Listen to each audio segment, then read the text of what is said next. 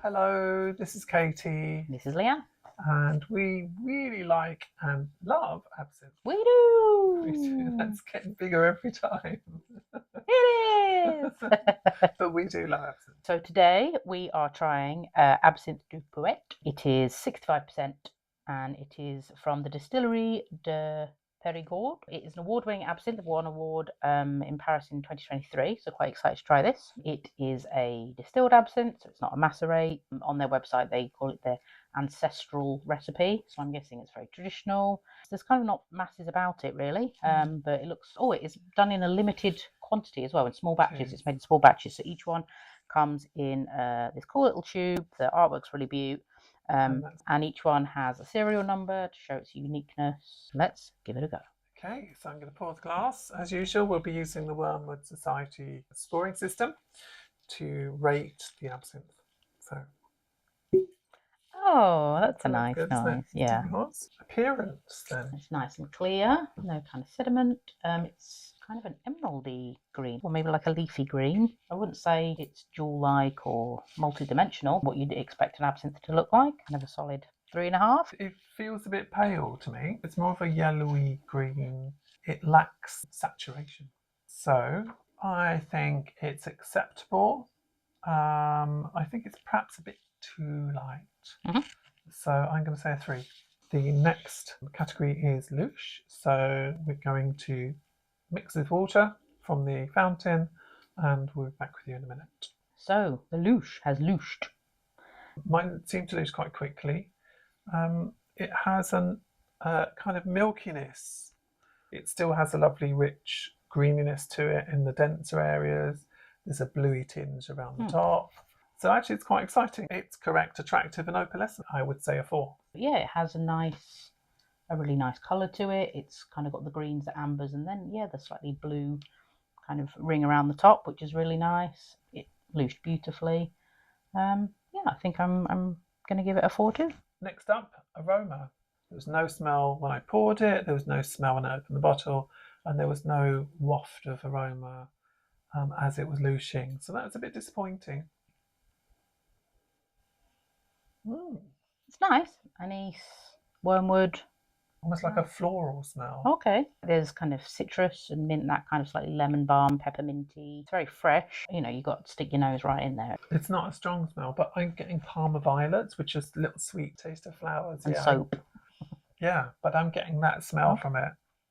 I can smell more of the citrusy, minty, fennel, the Trinity classic thing. So I'd say it's a classic aroma. If I was to give it a 3, it needs to be acceptable, but undistinguished. But it is distinguished. It's something different. There's something that distinguishes it from other things. For 4, it needs to be a correct smell for absinthe. And I'm not sure it is, because I'm not getting the key ingredients. I would, perhaps I would give it a 2. Ooh. I'll go maybe 2.5 because you didn't smell anything from the bottle or the louche onto flavour and mouthfeel. So the taste test. We good? You ready? I'm ready. Cheers. Cheers.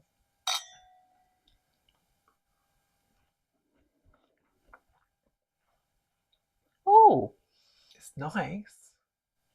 It's strong. It's really strong. But I think I need a bit more water because I can just kind of taste a lot of alcohol. It's really nice, but it's really hard to tease out the flavours. Wormwood's quite up top, so the kind of bitterness hits you quite early on. And we did read an online review that said they found it quite bitter with the wormwood, so they did add sugar and they preferred it. I mean, I'm not finding it bitter, I have to say. Oh, okay. But I'm happy to try with some sugar if you want to try mine. Yeah. Oh, I think I prefer it without. Do you? My palate's growing up. Maybe the sugar takes away a bit of something from it. You kind of know what absinthe tastes like. Wormwood, fennel, anise. This is more of a slap in the face at the start, in like a good way. It's nice. It's pleasant and enjoyable. It is.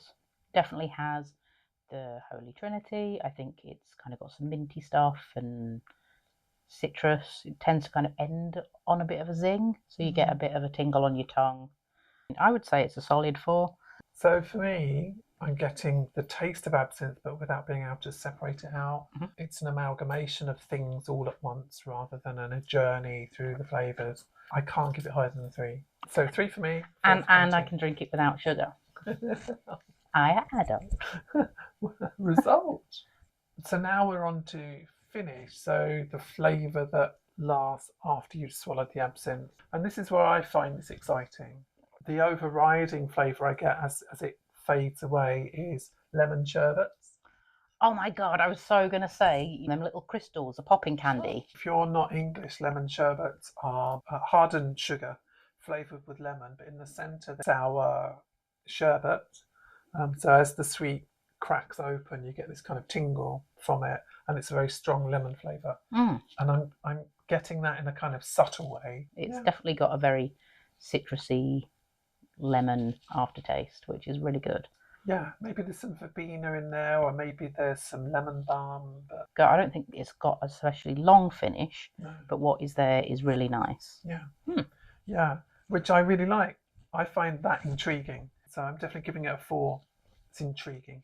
I really liked the real hit of flavour and then this kind of tingle memory that kind of wafts off at the end, which is really cool. And I really like that. And it's really different. I think that is a solid 4. That is a good absinthe. It is. It reminds me of car journeys when I was little and the sweets we would eat on the journey to keep us quiet in the back of the car and stop us thinking about feeling travel sick. It's a pleasant memory. So last but not least, overall impressions. Leanne? Yeah, it's an interesting one. It moves from being a bit disappointing to suddenly being very pleasing and something that's nostalgic. I think it's a good absinthe. I just don't think it excites me, apart from that finished note of nostalgia and sweets and things.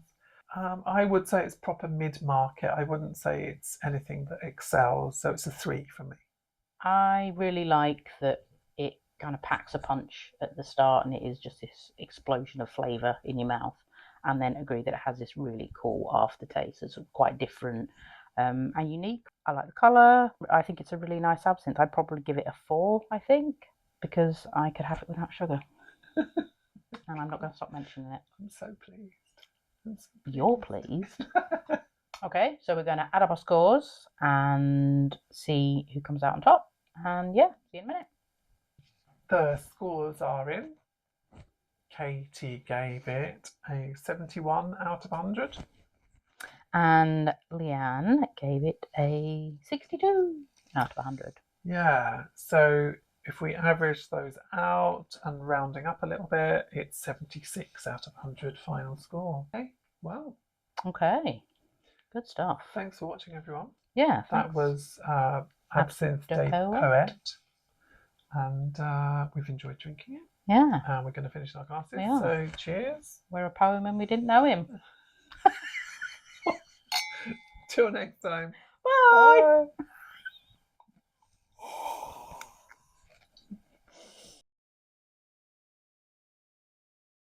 Hi there. Thank you for hanging around for the longer version. Today, we had quite an interesting experience. We were walking in a town local, well, quite near to where we live, and we found a French-style bistro bar, and at the front it said absinthe and pastis. It did.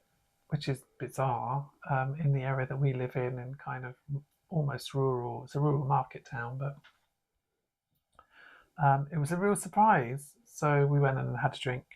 But it made us think about the places we've been to drink absinthe here in England. Mm-hmm. Because they're few and far between, aren't they? Yeah, they are, definitely. Yeah. So the first place we went to was the Last Tuesday Society in London.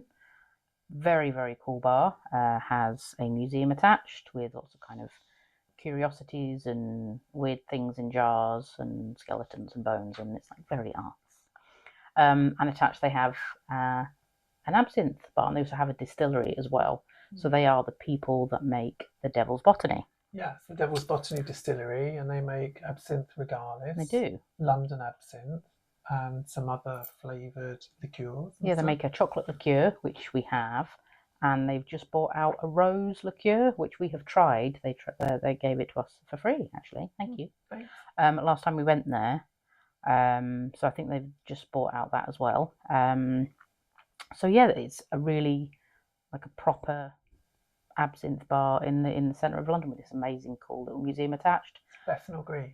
Oh yeah, it is. Really recommend it if you like kind of creepy and weird stuff. Absolutely 10 out of 10. Yeah, it's kind of a kind of crusty, grungy kind of place, isn't it?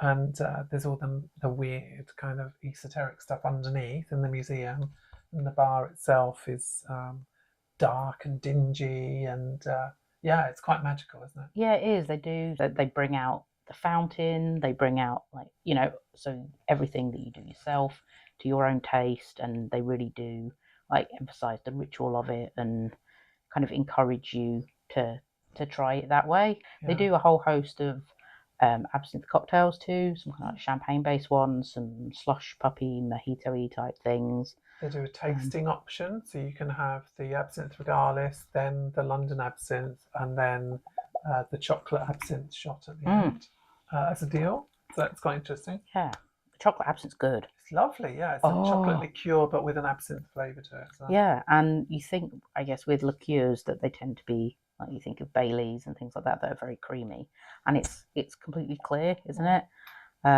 It's like a really dark green. It's so nice. We've got some. You've got some. Yeah, and it's almost tastes like two separate things, doesn't it? You can taste the absinthe and the chocolate. It's not an amalgamation of both.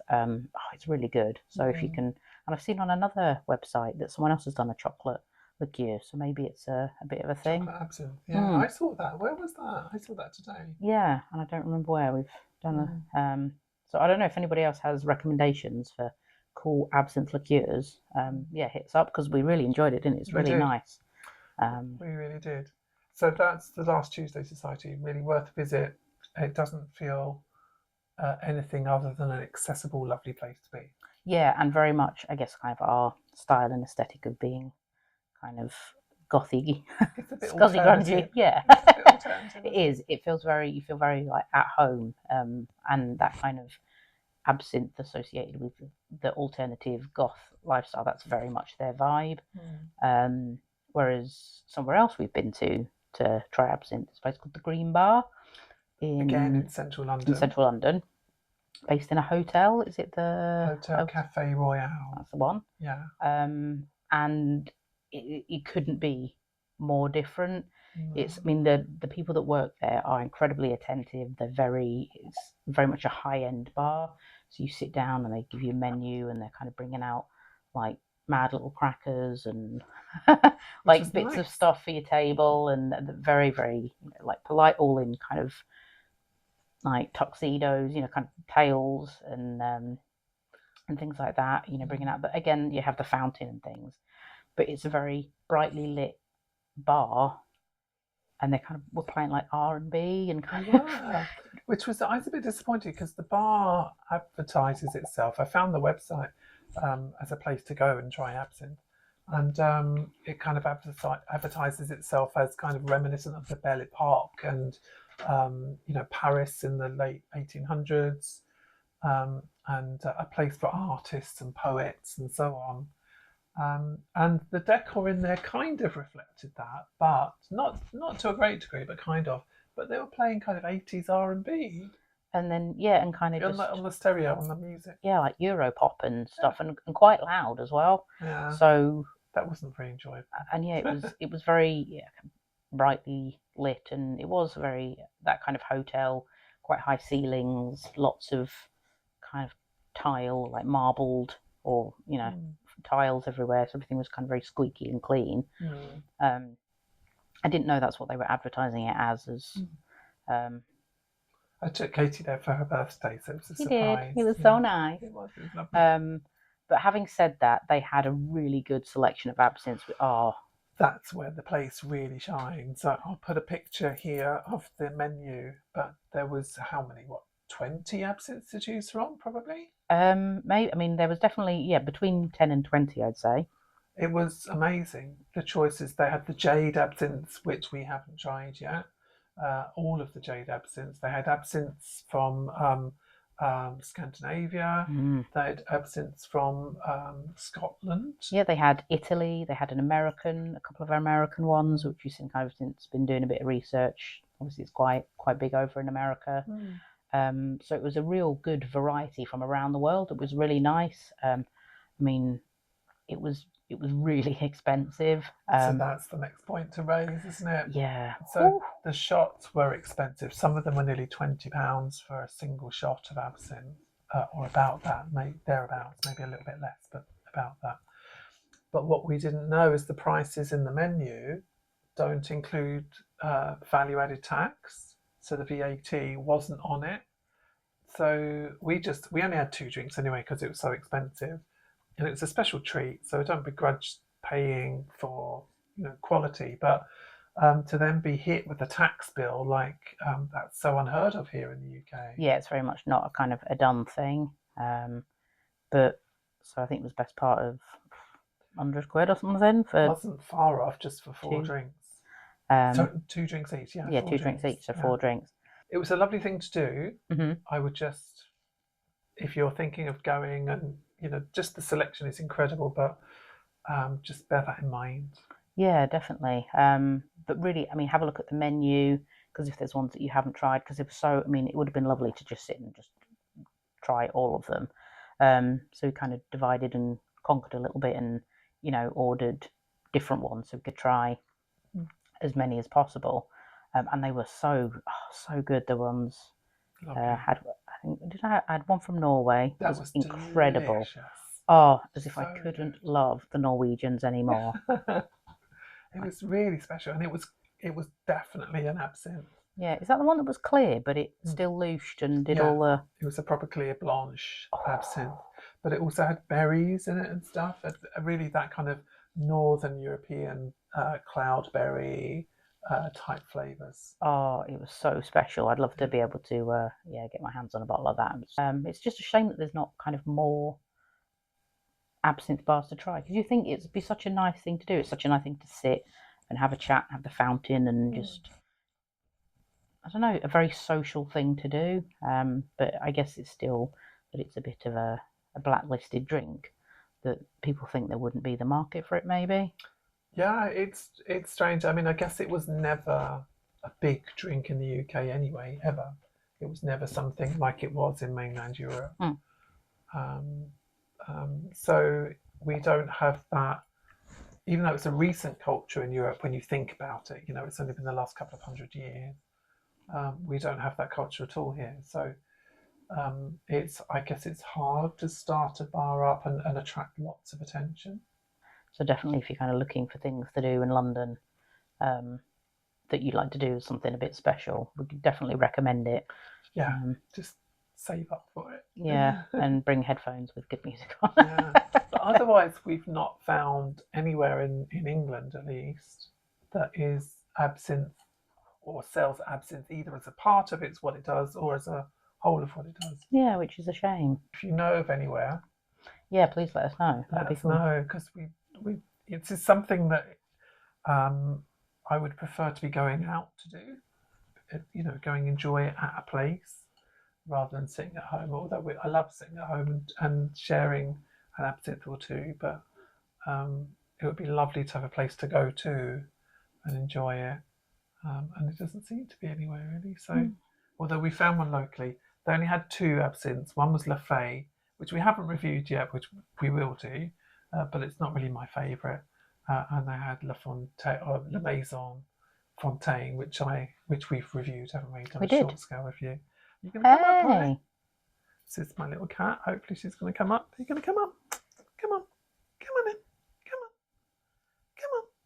Come on. Yay. There you are. This is Pie. This is my little witch's familiar. So thanks. Are we done? Yeah, I think we're done. Yeah. So thanks for watching. Yeah, and catch you in the next one. Yeah, thank you. Bye.